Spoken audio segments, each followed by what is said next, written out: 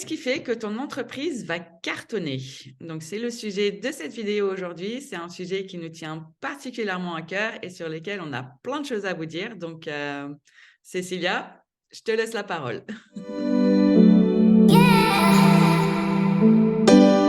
Qu'est-ce qui fait que ton entreprise va cartonner? Donc, c'est le sujet de cette vidéo aujourd'hui. C'est un sujet qui nous tient particulièrement à cœur et sur lequel on a plein de choses à vous dire. Donc, Cécilia, je te laisse la parole. C'est clair. Ben, ça, c'est vraiment ce qui nous inspire parce que tout ce qu'on souhaite, c'est que nos élèves, nos stagiaires réussissent. Et donc, qu'est-ce que ton entreprise va cartonner, toi aussi qui nous regardes?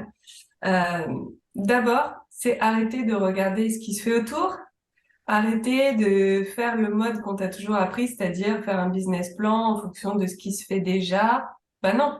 Si tu veux te démarquer, si tu veux cartonner, ne copie pas ou ne t'inspire pas de ce qui se fait déjà, mais va voir en toi à l'intérieur qu'est-ce que tu as à offrir au monde, qu'est-ce que tu as de meilleur. Il y a de multiples intérêts à ça. Je Absolument. te laisse, Laurence, les citer. Il y en a plein. Il y en a tellement, tous les intérêts. Ben, bien sûr, c'est d'être dans l'alignement, d'être dans la joie de faire ce qu'on fait, d'être dans son authenticité, d'être aussi dans sa mission de vie. C'est-à-dire qu'on est là où on doit être pour aider les personnes qu'on a à aider ou à accompagner, peu importe, voilà, notre activité. Mais voilà, être vraiment dans sa vérité, dans son authenticité, c'est un des premiers piliers fondamentaux de la réussite d'une entreprise. Ouais. Euh, C'est courageux de faire ça parce que on se lance dans l'inconnu, on se lance dans quelque chose qui n'a peut-être jamais été fait parce que c'est spécifique, parce que c'est spécifique à nous, à notre façon de faire. Et du coup, c'est courageux, mais c'est vraiment la voie à choisir, sa voie à soi. Quand on est entrepreneur solo ou partenaire avec une autre personne, enfin, ce que je veux dire, c'est que t'es pas une multinationale.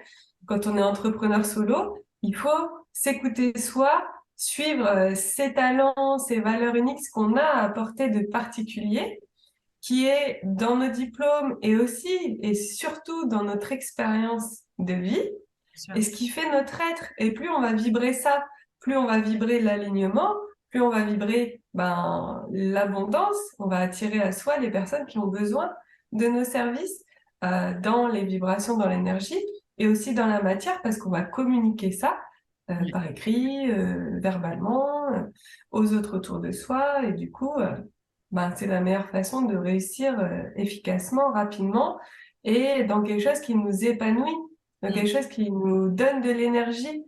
Et quand on est entrepreneur solo, on a tellement de choses à faire qu'il faut avoir de l'énergie pour être motivé sur le long terme et réussir. Bien sûr. Oui, il faut nourrir cette motivation et elle se nourrit en fait en étant basée sur des fondations solides de connaissance de soi, d'alignement et d'authenticité en fait. Euh, donc ça, c'est vraiment fondamental pour justement que les jours où c'est plus difficile, on garde cette motivation, et la persévérance en fait de continuer à aller de l'avant parce que l'entrepreneuriat, c'est un chemin au jour le jour, hein. C'est pas hop du jour au lendemain. Et puis non, c'est tous les jours, on apporte un petit caillou, une petite brique à l'édifice, et c'est comme ça que ça se construit. Et donc, si les fondations ne sont pas solides, si vous partez alors oui, on peut commencer en copiant la stratégie de quelqu'un pour qui ça a marché. Oui, bien sûr, on peut faire ça. Mais ça va peut-être même vous apporter des clients. Ça va peut-être même vous permettre de décoller. Mais dans le long terme, vous ne serez pas à votre place. Ça va vous demander de plus en plus d'efforts au fur et à mesure quand vous allez voir que l'argent ne sera pas un moteur de motivation.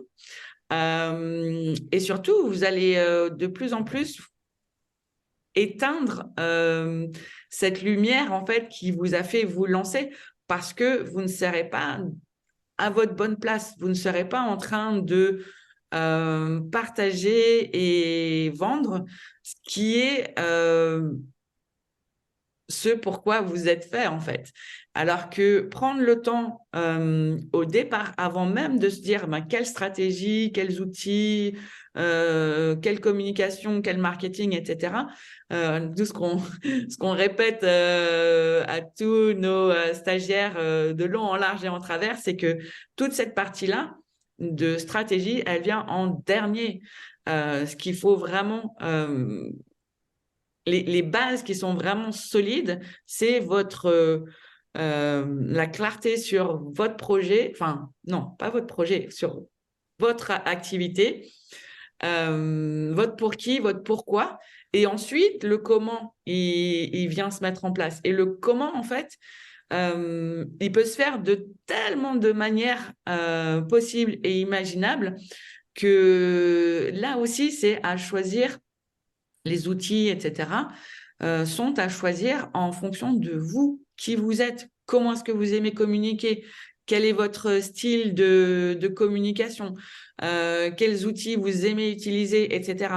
Si vous calquez la stratégie de quelqu'un d'autre qui vous dit il faut poster tous les jours sur Facebook et appeler en appel tous les gens que tu as rencontrés dans ta vie et leur faire un appel à froid, si vous n'êtes pas à l'aise avec ce genre de choses, vous n'y arriverez jamais. Et pourtant, il y en a qui, qui conseillent ça comme stratégie. Et parce que ça leur tient à leur personnalité. Mais si ce n'est pas vos points forts à vous, ça ne marchera jamais.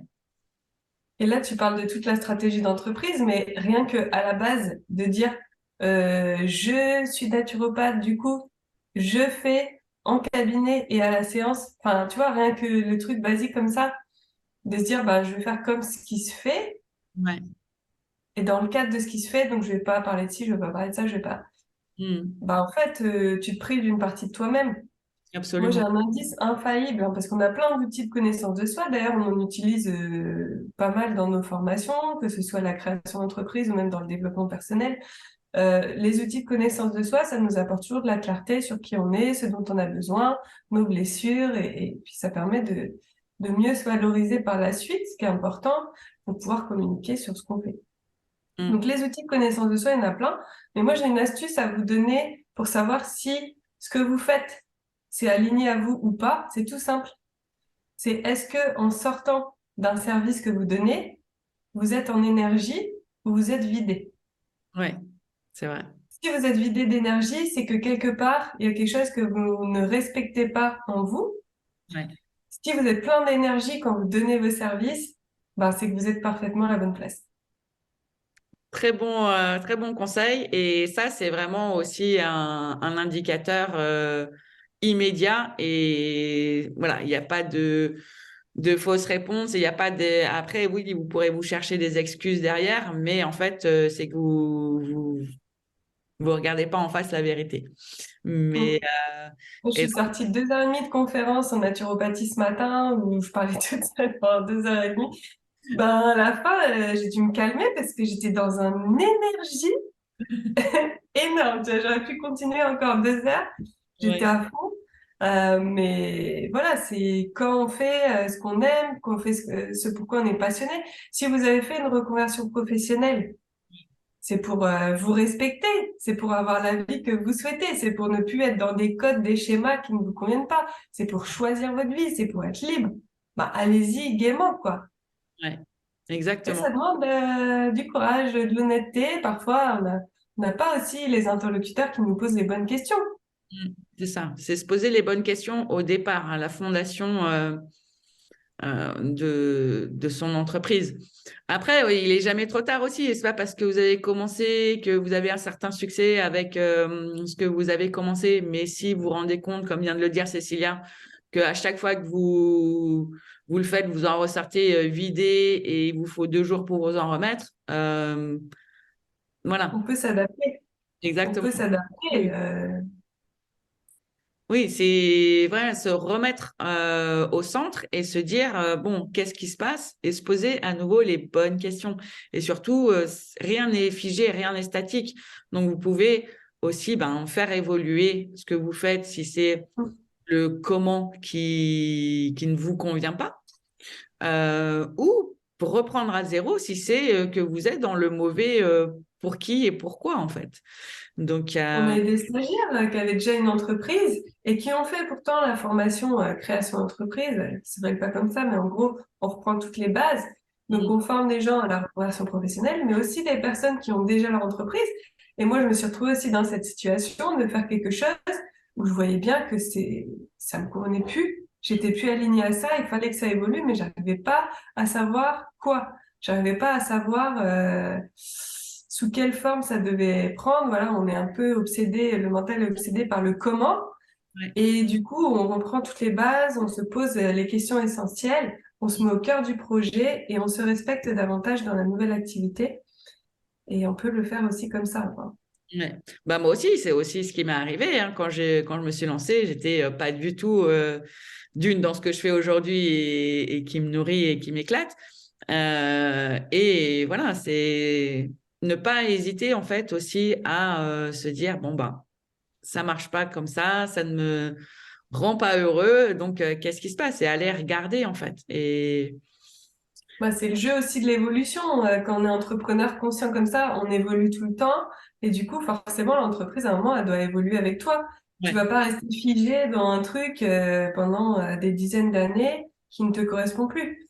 À un moment, ça doit évoluer. Et puis, il y a de l'adaptation à faire de temps en temps.